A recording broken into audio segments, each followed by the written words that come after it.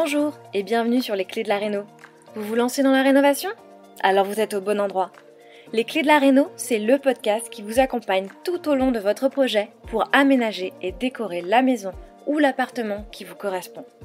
Je suis Alison, aujourd'hui architecte d'intérieur et décoratrice. Je vous propose ici mes conseils et mes astuces pour transformer votre projet en un intérieur beau, chaleureux et fonctionnel dont vous serez fiers. Je suis passée par là. Je sais ce que c'est que de devoir gérer une rénovation en plus de son quotidien. C'est pas toujours une partie de plaisir, mais ça en vaut tellement la peine au bout du compte. Seul ou avec un invité, laissez-moi vous aider à simplifier les étapes, vous apporter les clés dont vous avez besoin pour que votre projet se passe au mieux. Imaginez, vous saurez enfin par où commencer et comment faire les bons choix. Retrouvez-moi aussi sur Instagram, c'est tout simplement les clés de la réno podcast pour encore plus de partage et de retour d'expérience. Allez, on y va ?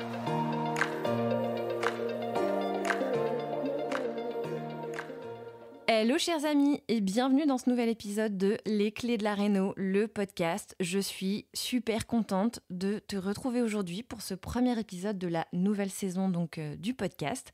Et on se retrouve donc pour un épisode en solo, un épisode capsule. Alors les épisodes capsules vont pas forcément durer très longtemps, mais ils sont là pour te faire réfléchir à ton projet d'intérieur, en t'apportant ma vision, mon point de vue, un point de vue qui n'engage que moi évidemment. Tu peux adhérer ou non, mais j'espère que ça va te permettre de prendre conscience d'un élément important à ne pas négliger dans ton projet, donc projet de rénovation, projet d'aménagement intérieur. Et surtout, qui va te permettre de te poser les bonnes questions pour créer un intérieur qui te correspond à toi et dans lequel tu te sentiras bien. Et donc, pour commencer, je voulais te parler du pouvoir de la boîte. Alors, la boîte, qu'est-ce que c'est ? Parce qu'effectivement, comme ça, à brûle-pourpoint, on se dit, mais de quoi elle nous parle ? C'est quoi cette boîte ? Eh bien oui, on vit tous dans une boîte. Une boîte en 3D, on a tous un sol sous nos pieds, des murs autour de nous, un toit au-dessus de notre tête. Ça peut sembler évident, mais on l'oublie souvent. On l'oublie quand on se projette dans un projet justement de rénovation ou d'aménagement d'intérieur. On va penser à tout un tas de choses. On a des travaux à organiser, peut-être un aménagement à reconceptualiser et on va souvent avoir tendance à dissocier les éléments de la boîte alors qu'en fait, tout ça fait partie d'une même boîte dans laquelle on va évoluer au quotidien. Une boîte en 3D donc, qui, si elle est bien choisie, si on y a prêté attention au démarrage du projet, au moment de la conception, elle va avoir la capacité justement de sublimer l'intérieur qu'on aura créé. Et au contraire, si on l'a un peu oublié, si il y a des choses qui nous ont échappé, ça va le rendre complètement confus, décousu, désordonné et même bizarre vraiment, sans qu'on ne sache vraiment pourquoi. Donc, si tu t'engages dans un projet de construction, de rénovation, d'aménagement d'intérieur, je te conseille vivement, effectivement, de considérer la boîte avant toute chose, la boîte dans laquelle tu vas vivre. Donc, c'est la sélection judicieuse des matériaux architecturaux qui vont composer cette boîte, tels que les revêtements de sol, les finitions murales, les fenêtres, les portes, ou encore les éléments structurels comme l'escalier, les radiateurs, ou même les éléments de séparation comme une verrière, qui est selon moi vraiment une étape cruciale dans la création d'un environnement harmonieux et durable. Parce qu'effectivement, les revêtements de sol, les murs et les plafonds ne sont pas simplement fonctionnels. Ça va constituer cette boîte, ton abri, effectivement, mais c'est également la toile de fond, comme un tableau, qui définit l'esthétique globale de ton espace de vie. Et comme j'aime le souligner régulièrement, je l'ai déjà dit dans certains épisodes, mais je le répète ici parce que c'est l'objet de l'épisode, mais c'est selon moi très important.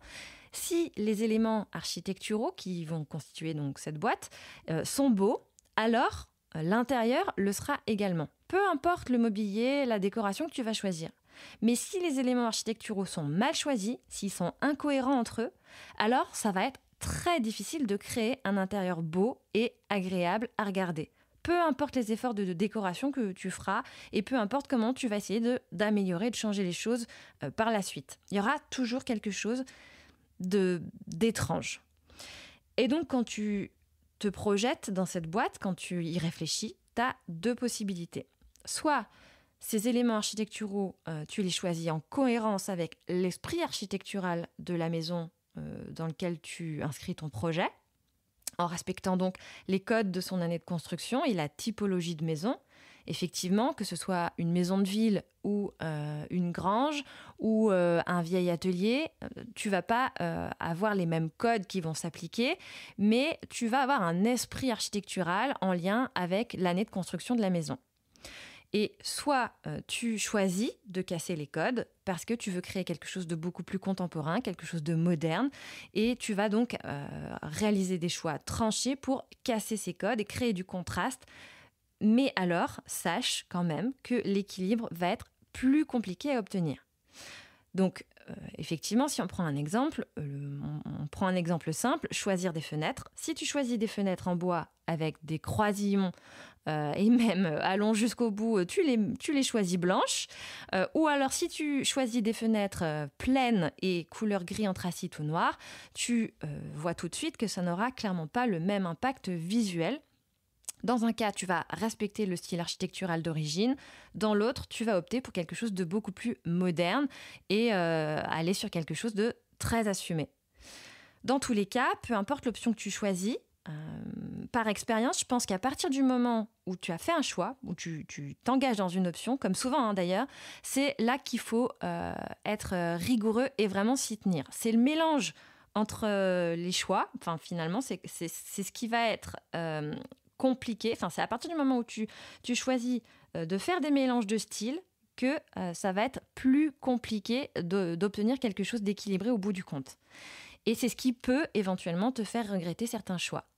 Et d'autant plus quand il s'agit des éléments qui donnent sur l'extérieur, sur la façade, donc effectivement les fenêtres, la porte d'entrée, les volets, les fenêtres de toit. Tu dois prêter vraiment attention à l'aspect intérieur, mais également à l'aspect extérieur de ta maison et prendre en considération effectivement l'ensemble. D'ailleurs, j'en profite juste en aparté pour dire que sur ces éléments qui vont avoir un impact sur l'aspect extérieur de ta maison, il est possible que tu n'aies finalement pas réellement le choix, puisqu'il est possible qu'il y ait des prescriptions dans le plan local d'urbanisme dans lequel tu interviens. Et donc, dans ce cas, même si tu n'agis pas dans le cadre d'un environnement classé, tu vas avoir des choix qui vont être plutôt limités. Donc, je t'invite à te renseigner avant de t'engager dans ta réflexion sur ces éléments-là. Un autre point important, donc, quand il s'agit de choisir les éléments qui vont constituer la boîte, c'est que c'est des éléments qui vont être quasiment immobiliers. Ils vont être vraiment accrochés à la structure de ta maison. Donc, ces éléments architecturaux qui composent la boîte, ils vont t'engager dans des gros travaux, sans doute avec un budget relativement important, et nécessairement, tu ne vas pas refaire ces travaux tous les 4 matins. Donc, tu dois d'autant plus être certain de tes choix et être certain qu'ils sont en cohérence avec le lieu dans lequel tu fais les travaux et avec l'univers, l'ambiance que tu souhaites, que tu essaies de créer. Mais aussi, tu devras, selon moi, opter pour des matériaux de qualité qui vont vraiment convenir à ton style de vie et qui vont devoir effectivement correspondre à tes goûts et donc avoir un style impeccable, ce qui signifie vraiment penser les choses pour investir dans le temps et pour te garantir d'être satisfait pendant longtemps. Et donc, je le disais un petit peu là à l'instant, mais c'est aussi réfléchir à ton style de vie. Quand tu fais ces choix sur ces matériaux qui vont composer donc les éléments architecturaux, ils doivent vraiment être en accord avec ton style de vie. C'est-à-dire qu'ils doivent vraiment prendre en considération tes habitudes et tes usages pour que tu t'assures d'être satisfait de tes choix. Ces éléments, ces matériaux que tu sélectionnes doivent donc non seulement être esthétiquement plaisants, ils doivent vraiment correspondre à ce que tu as envie de créer, mais ils doivent aussi être pratiques et fonctionnels en fonction de tes besoins quotidiens. Un parquet, par exemple, n'a pas les mêmes exigences d'entretien qu'un carrelage, ou des carreaux en pierre n'ont pas les mêmes exigences que des carreaux de ciment. C'est un engagement puisque, effectivement, c'est toi qui vas vivre au quotidien avec ces matériaux. Soit tu fais des choix qui vont te demander des efforts parce que tu choisis l'esthétique et tu te dis tant pis si ça ne correspond pas réellement à ma façon d'habiter les lieux, et ça va te demander une attention particulière au quotidien. Soit tu fais le choix d'aller sur des matériaux qui sont en parfaite adéquation avec ton style de vie et aussi avec le style de vie de tous les habitants de la maison. Parce qu'effectivement, a priori, tu n'es pas tout seul à utiliser ces matériaux au quotidien. Tu n'es pas la seule personne à habiter les lieux. Alors, il n'y a évidemment pas de bonne ou de mauvaise réponse. C'est une réponse qui t'appartient. Mais c'est important, effectivement, de faire ces choix-là également en prenant en considération tous ces paramètres et notamment, donc, effectivement, tes habitudes, tes usages et ton style de vie. Alors, si maintenant on prend le temps de regarder un peu un par un ces éléments architecturaux en pratique, qu'est-ce que ça veut dire ? Alors on va commencer par le moins compliqué, les finitions murales. Effectivement, les murs ne sont pas simplement des séparations physiques, mais c'est aussi des surfaces à exploiter pour créer un décor. Et c'est souvent sur les murs qu'on a envie de se projeter le plus facilement, le plus rapidement, parce qu'effectivement, peindre un mur ou apposer un papier peint, c'est pas très compliqué. Et ça, pour le coup, ça peut se changer plutôt facilement. Et donc, effectivement, on a toute une possibilité, une étendue de possibilités, des textures, des couleurs, des finitions qui, bien pensées, peuvent transformer une pièce banale en un espace exceptionnel. Que tu ailles vers des enduits, vers du lambris, sur du papier peint ou de la peinture, les solutions sont multiples. Et comme je disais, comme c'est pas le plus compliqué, c'est le moins irréversible, donc tu peux changer d'avis plus facilement. Et donc je vais pas forcément m'attarder effectivement sur les murs. En revanche, quand on parle des revêtements de sol, effectivement, là, on commence à aller sur quelque chose qui va être beaucoup plus ancré dans le temps. Que ce soit le bois chaleureux d'un parquet, un carrelage moderne, ou alors la douceur d'un béton ciré, ou encore le confort moelleux d'une moquette, le revêtement de sol va influencer grandement l'ambiance d'une pièce, mais aussi ton ressenti physique. Il ne sera pas le même en fonction de tes choix, puisqu'effectivement, tu es en contact permanent avec ton sol. Il faut donc prendre en considération, à mon sens, le toucher. Et ton ressenti ne sera pas alors uniquement visuel, puisque tu vas nécessairement te promener pieds nus sur ton sol. Donc, que ce soit sur du carrelage ou sur du parquet, ou alors encore sur des tomates, ton ressenti ne sera pas le même. Et je t'invite également à prendre cet aspect-là en considération quand tu fais ton choix de sol, puisque si finalement tu n'aimes pas te promener pieds nus chez toi, ce serait quand même dommage. Et enfin, je vais m'attarder un peu plus sur les éléments structurels parce que c'est là, selon moi, que la réflexion doit être la plus importante. Les éléments structurels, c'est quoi ? Donc, c'est les éléments architecturaux qui vont s'intégrer à ta boîte. Porte, fenêtre, mais aussi escalier ou encore radiateur. Tous ces éléments ne sont pas seulement fonctionnels. Ce sont des éléments de design à part entière. Effectivement, quand on y pense, ils sont dans ton champ de vision. Ils sont la toile de fond, comme je le disais, de ton intérieur. Et donc, il faut vraiment prendre le temps de bien les penser parce que si tu vas trop vite, si tu y prêtes peu d'attention, c'est là que tu risques effectivement de regretter un radiateur qui serait un peu comme une verrue dans le tableau que tu as essayé de créer. Et donc, choisis des pièces qui non seulement répondent à tes exigences pratiques et énergétiques, si on parle effectivement de portes, de fenêtres ou de radiateurs, mais qui s'intègrent également harmonieusement à l'ambiance que tu souhaites créer. Et pourquoi pas, donc, dans l'esprit architectural global de ta maison. Si tu as opté pour aller dans le respect de l'esprit architectural et dans les codes de l'année de construction, tu vas donc nécessairement dans un esprit un peu ancien, un peu rustique chic peut-être.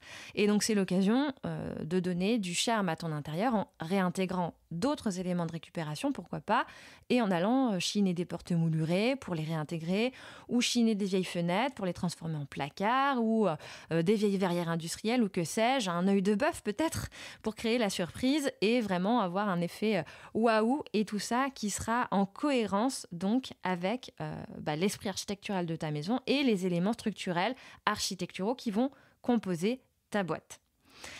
Si tu dois créer un escalier, là, effectivement, je t'invite vraiment à y réfléchir avec une grande attention parce que l'escalier, c'est une pièce maîtresse de ton intérieur. Que ton espace soit ouvert sur l'escalier ou au contraire que ce soit une entrée un peu fermée, c'est malgré tout quelque chose d'assez massif qui va nécessairement prendre beaucoup de place dans la vue que tu vas te créer, tout simplement. Son impact visuel va être effectivement extrêmement important et je t'invite vraiment à bien réfléchir au style d'escalier que tu choisis.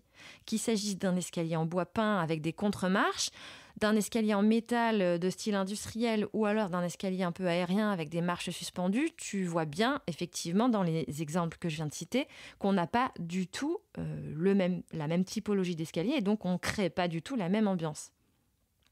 Et donc effectivement, il faut réellement bien penser ce type de pièce et l'escalier donc notamment avant d'aller sourcer le reste de la déco qui va venir s'intégrer plutôt naturellement une fois que tu auras créé cet univers, cette trame qui va entourer finalement le décor que tu vas créer avec le mobilier, les luminaires, les tapis, etc., les rideaux, bon, que sais-je.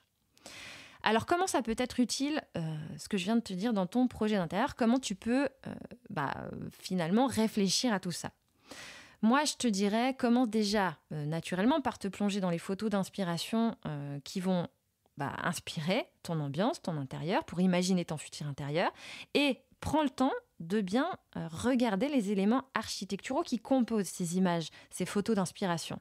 Si elles te plaisent, c'est nécessairement que la toile de fond doit te plaire également. Regarde ce qui revient le plus souvent et quelle est la typologie de ces éléments architecturaux, quel est leur style et est-ce que déjà tu t'inscris plutôt dans des éléments qui respectent le style architectural, dans un esprit plus cosy, ou est-ce que tu vas plutôt sur des éléments plus contemporains qui t'engagent dans un style plus moderne et design. Et une fois que tu as opté pour l'une de ces options, comme je te le disais, prends le temps de réfléchir à tous les éléments qui vont composer ta boîte. Et surtout, assure-toi de créer une harmonie, un fil conducteur entre eux, avant de penser au reste de la déco qui viendra de façon assez naturelle et que tu pourras changer plus facilement à l'envie. Donc voilà, mon conseil, c'est surtout de prendre le temps d'opter pour une des deux options et de réfléchir tous les éléments architecturaux les uns avec les autres. Voilà, on est arrivé à la fin de cet épisode. J'espère qu'il t'a plu et qu'il t'aura permis de prendre conscience de cette chose-là, ce point de vue auquel on pense rarement, mais qui, selon moi, est vraiment fondamental et qui t'aura justement permis de pouvoir te rassurer et de créer cet intérieur qui te ressemble parce que, effectivement, tu auras bien pensé les choses en amont et dans la conception. Si c'est le cas, n'hésite pas à me dire en quoi ça aura pu t'aider, un petit MP, ça me fait toujours plaisir. Ou alors, tu peux aussi le partager autour de toi ou sur Instagram. Je te remercie de ton écoute, bien évidemment, et je te dis à très vite. Si vous avez écouté jusqu'ici, c'est probablement que l'épisode vous a plu. Alors n'hésitez pas à en parler autour de vous, amis, famille, tous ceux qui rénovent sont les bienvenus. Vous pouvez aussi évidemment laisser un commentaire sur Apple Podcast ou une note 5 étoiles sur Spotify.